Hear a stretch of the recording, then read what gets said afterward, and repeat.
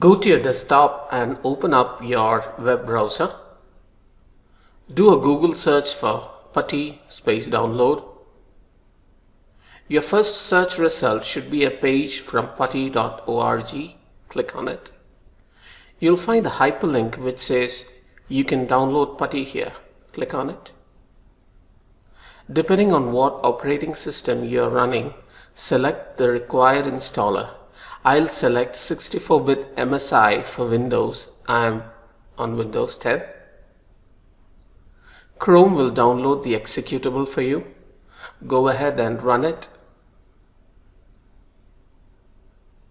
Next. Next. Now here, let's select the option to install a desktop shortcut. Install.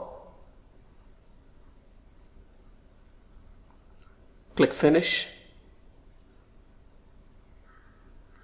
Now if you go back to your desktop, you'll find the shortcut for Putty in there. Open it. Meet Putty. In the next session, we'll learn how we can configure Putty to connect to our EC2 instance on Amazon AWS.